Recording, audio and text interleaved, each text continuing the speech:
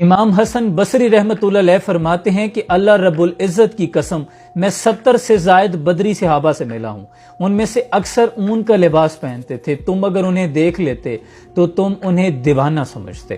اور اگر وہ تمہارے ان نیکوکار اور پرہیزگار لوگوں کو دیکھتے تو کہتے کہ ان میں تو قابل تعریف کوئی بات نہیں، اگر ان گنہگاروں کو دیکھتے تو کہتے کیا ان لوگوں کا آخرت پہ یقین ہی نہیں ہے۔ آپ فرماتے ہیں کہ اللہ کی قسم میں ایسے صحابہ اور تابعین سے ملا ہوں جن کے نزدیک یہ دنیا پیروں کی خاک سے بڑھ کر کچھ نہیں تھی، اور وہ خود فاقے سے ہوتے، لیکن اگر انہیں ایک وقت کا کھانا میسر آ جاتا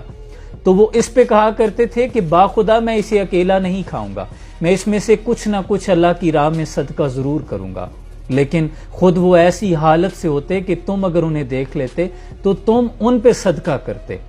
اللہ اکبر۔ وہ خود تو اس طرح زندگی گزارتے تھے جیسے اقبال نے کہا کہ یہ فاقہ کش کے موت سے ڈرتا نہیں ذرا، روح محمد اس کے بدن سے نکال دو۔ عشق مصطفیٰ اتنا تھا کہ اللہ کے نام کے لیے، اسلام کی غیرت کے لیے جب نعرہ تکبیر کی صدا بلند کرتے تو بڑے بڑے بادشاہوں کے محل میں کیسر و کسرا کی دیواریں لرز جایا کرتی، بڑے بڑے بادشاہوں کی ان کے سامنے حلق خشک ہو جایا کرتی تھی۔ یہ ان کے ایمان کا عالم تھا، لیکن صد افسوس آج ہم نے اس دنیا میں جی لگا لیا ہے۔